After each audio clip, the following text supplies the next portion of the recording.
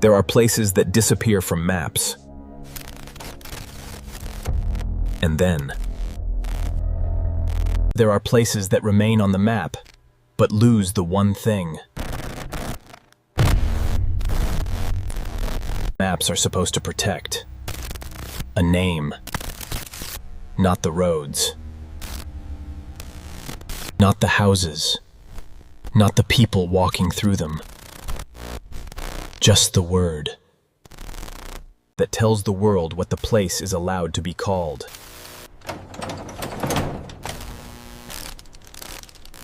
And once that word is gone, everything inside it starts behaving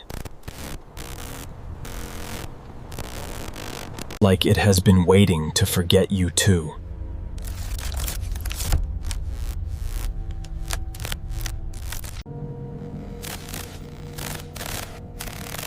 This is the premise of The Town That Forgot Its Own Name, A fictional analog horror archive presented as a set of recovered VHS municipal recordings.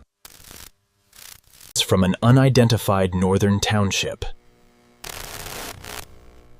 At first, the tapes look ordinary. Public access footage, road maintenance logs, a school orientation video, and a local history segment made for residents.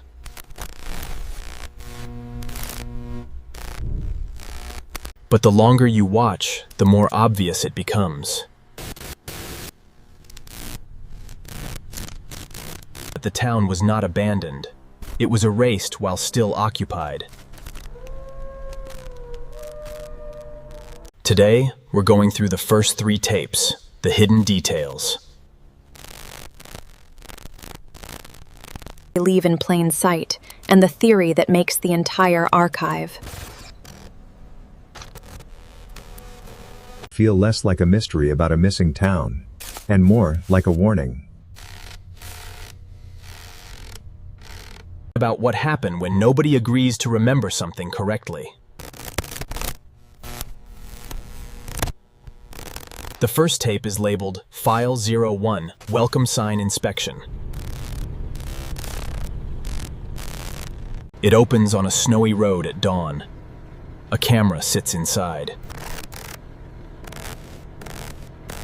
City vehicle, pointed through a cracked windshield.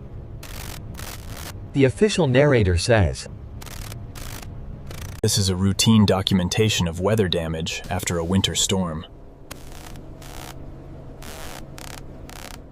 The image is boring at first. Power lines, pine trees, tire tracks, a green town sign ahead. But when the vehicle gets close, the sign is blank, not covered, not vandalized. Blank. The white lettering has not been scratched away. It looks like it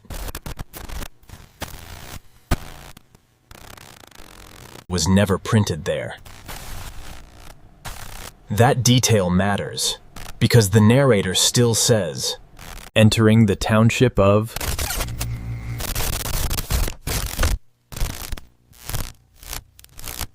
In a second, when it returns, the sentence is already finished. The tape does not acknowledge the silence. It just moves on. A maintenance worker steps out with a clipboard and measures the sign. He writes something down, but if you pause on the frame,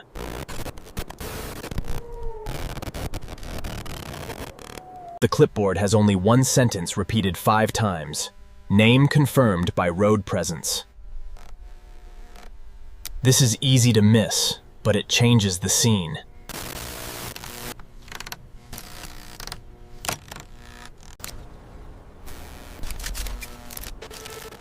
The inspection is not trying to repair the sign.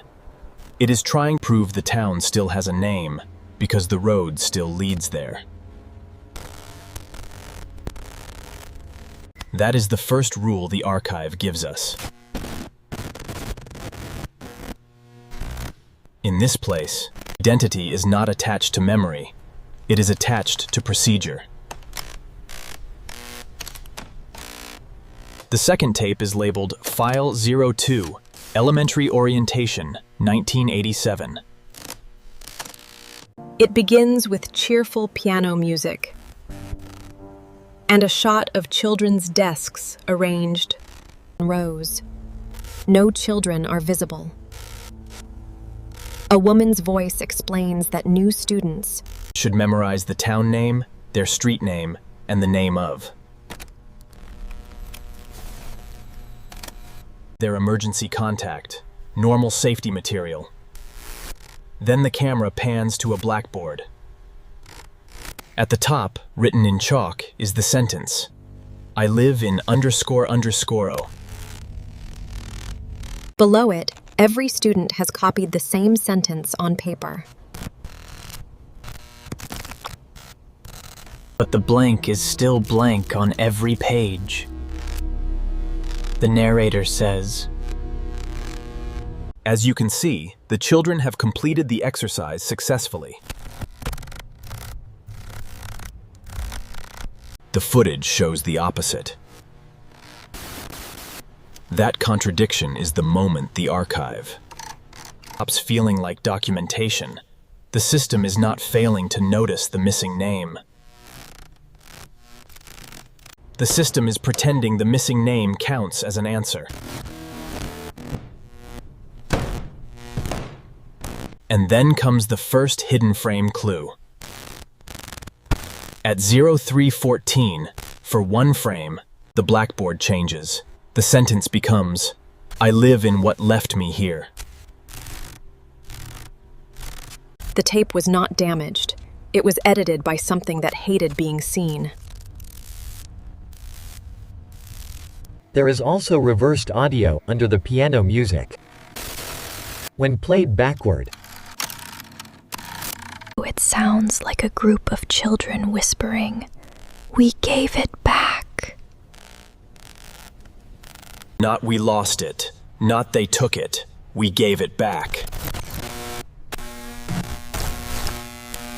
Keep that in mind, because the third tape makes that line much harder to ignore. The third tape is labeled File 04, Founders Day Parade.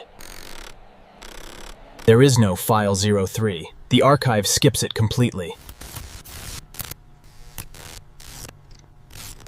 The parade footage starts in the center of town. Snow is falling.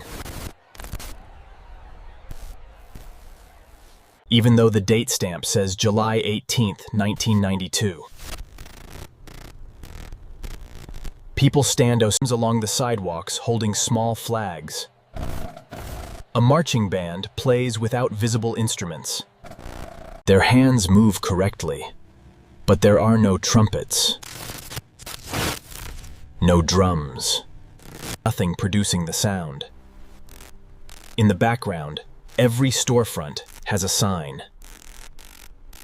A bakery, a pharmacy, a hardware store.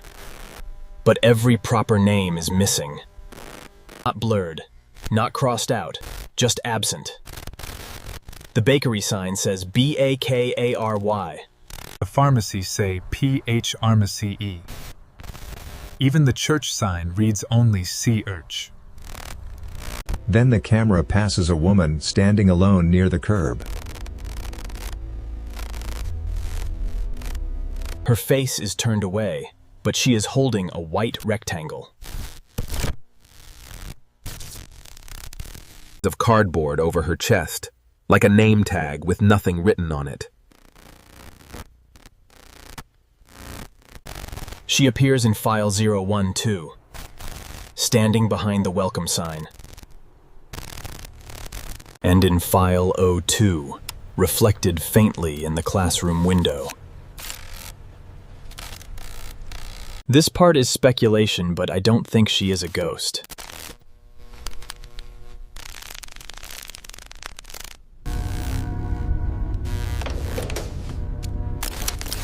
I think she is a resident who remembered too much. And the town no longer knew where to place her.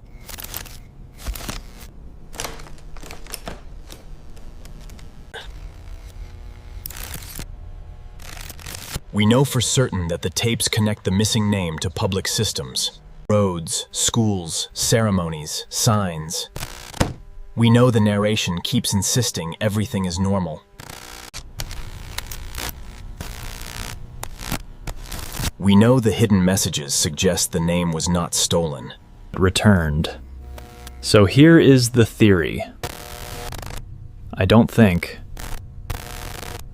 the town's name is the real victim. I think the name is a container, a label used to hold every grief, debt, mistake, and buried memory that the residents refused to speak about directly.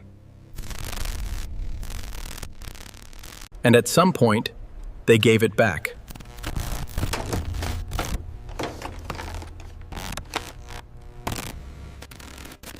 That explains the blank welcome sign, the children writing nothing as a correct answer. And the parade where everyone celebrates a place no one can name. Town did not forget by accident. It performed forgetting until forgetting became the law. This story is not really about a town losing its name. It is about the fear that a community can erase pain so completely that the people inside it mistake silence for peace. The archive did not preserve the town. It preserved the agreement. Near the end of File 04, the parade stops. Everyone turns toward the camera. The narrator calmly says, "Attendance has been verified." But the camera operator whispers, "They're counting me."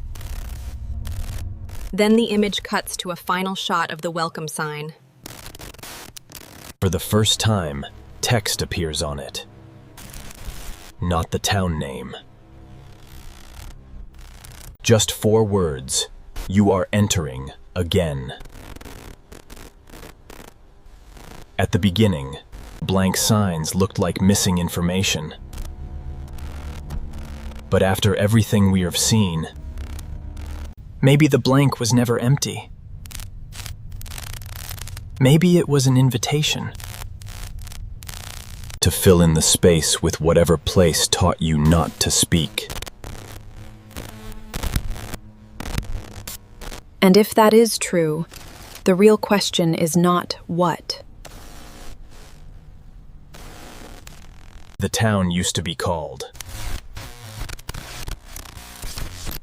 The question is why the tape thinks. You already know. Maybe the name was yours.